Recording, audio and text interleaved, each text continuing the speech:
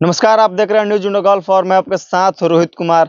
निर्दलीय प्रत्याशी समाज सेवी जीवन यादव का काफिला आज हसनपुरा प्रखंड के क्षेत्र में भ्रमण करने के लिए निकला था। आपको बता दें कि जैसे ही चर्चित समाज सेवी जीवन यादव और सिवान लोकसभा के निर्दलीय प्रत्याशी जीवन यादव जब हसनपुरा प्रखंड के तमाम विभिन्न गाँवों में जाते हैं, अपने पक्ष में लोगों से वोट मांगते हैं। आपको बता दें कि यह देख करके जो युवा है, गाँव के जो युवा है, उनके ऊपर फूल की बारिश लगातार करते हुए दिख रहे हैं। तस्वीरों में देख सकते हैं कि किस प्रकार से जो युवा है समाज सेवी जीवन यादव के गले में माला पहनाकर अपने अपने गाँव में उनका स्वागत कर रहे हैं। चलिए सीधे तौर पर हम जुड़ते हैं जीवन यादव से कि जीवन यादव का क्या कुछ कहना है और किस मैनिफेस्टो के साथ, किस मुद्दा के साथ यह चुनावी दंगल में उतरे हुए हैं। पहले तो सिवान की समस्त जनता को हाथ जोड़ के विनम्र निवेदन करेंगे कि आप सिवान में बदलाव लाने का समय आ गया है। 25 मई को चुनाव है, बहुत कम समय बचा है। हम बहुत प्रयास कर रहे हैं अपनी बातों को वहां तक पहुंचाएं जहां घर घर गांव गांव, लेकिन मैं जानता हूं कि मैं ये पूरा नहीं कर पाऊंगा। सिवान का क्षेत्रफल बहुत बड़ा है, तो मैं मीडिया के माध्यम से आपसे आग्रह कर रहा हूं कि आप सभी एक बार, सिर्फ एक बार सब पर भरोसा किए। सबके चेहरे देखे हुए हैं, सबने आश्वासन दिया सिवान को आगे बढ़ाने का, सिवान का समानांतर सर्वांगीण विकास करने का।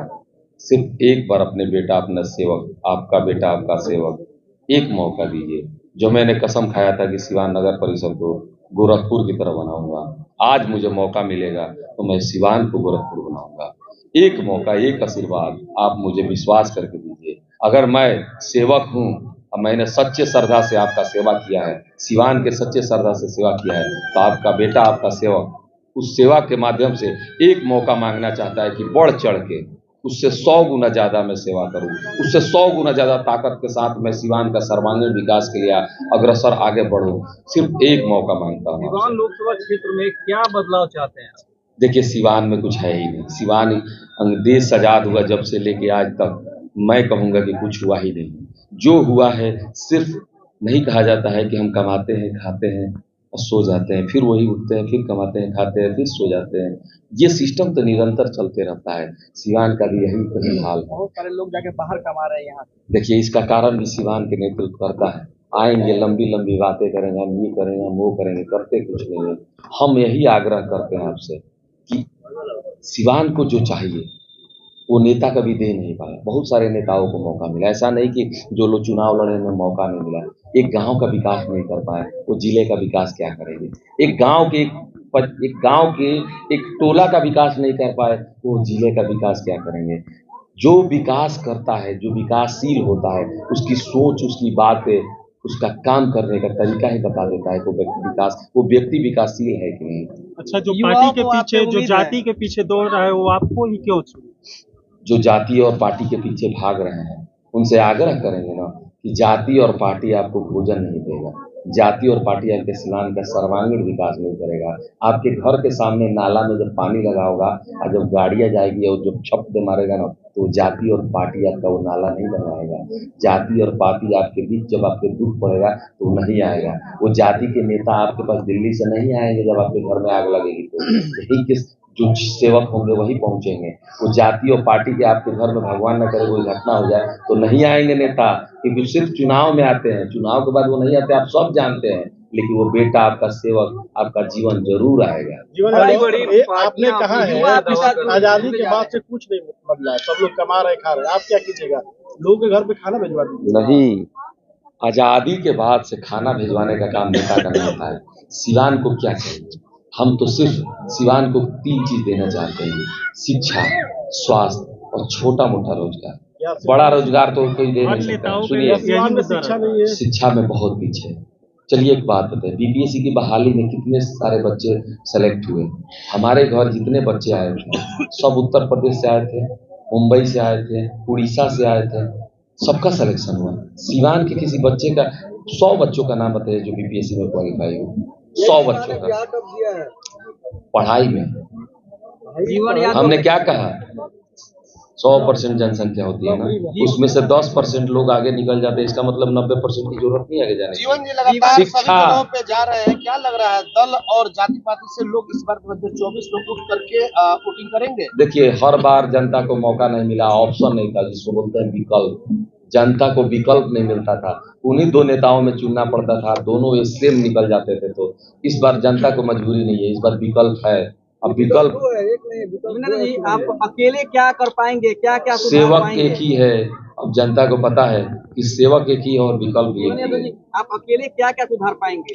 भ्रष्टाचार है, अपराधी चरम सीमा पर है, ऐसे ही आप बेरोजगारी लोग है, ने शिक्षा सवाल, नहीं है। ऐसे ही आपने सवाल नगर परिषद पर उठाया था लोग, जब नगर परिषद का चुनाव लड़ रहे थे। रिजर्वेशन के बावजूद भी मैंने चुनाव जीतने का काम किया और भ्रष्टाचार मुक्त बनाया नगर परिषद को। आज देखिए, नगर परिषद की स्थिति इतनी आगे निकल चुकी है कि लोग कहते हैं कि सिवान के नगर परिषद में इतना काम हुआ है कि विधानसभा में क्वेश्चन हो गया। तो बताइए, जो आदमी बिना पद पर रहे इतना काम करवा सकता है, तो पद पर रहकर कितना काम कर सकता है? क्या क्या कर पाइएगा? अकेले हम कहाँ हैं? अकेले तो सिवान में वो लोग हैं जो नेता हैं, हम तो जनता है, हम तो जनता है, कोई कह हम रहा तो है जनता संविधान है। खतरे में है, कोई कह रहा है जात पात खतरे में है, आप क्या करें, कौन सी खतरे में है? सिवान खतरे में है, सिवान को बचाइए। सिवान डूब रहा है समंदर में, पता नहीं शिक्षा कब खत्म हो जाए, रोजगार कब खत्म हो जाए, स्वास्थ्य कब खत्म हो जाए। हर दिन मेरे दरवाजे पे 10 लोग आते हैं बीमारी से तड़पते हुए, मैं कुछ नहीं हूँ। क्यों आते हैं पता है? उन्हें आशा है कि मैं उनका इलाज कराऊंगा। वो इलाज किसको कराना चाहिए? संस्था को। कौन से संस्था को? सरकारी संस्था को। सरकारी संस्था के व्यवस्था इतना गड़बड़ है जिसके चलते वो मेरा संस्था चल रहा है। मैं अगर सरकारी संस्था में आता हूँ तो सरकारी संस्था में सुधार लाऊंगा।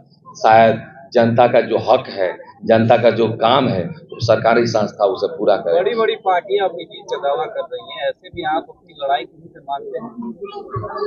पूर्णिया में भी बड़ी बड़ी पार्टियां जीत की दावा करती थी, लेकिन पप्पू यादव जीत गया ना। चुनाव रिजल्ट नहीं आया, लेकिन वहाँ की जनता उनको जिता दी क्योंकि उन्होंने सेवा किया था।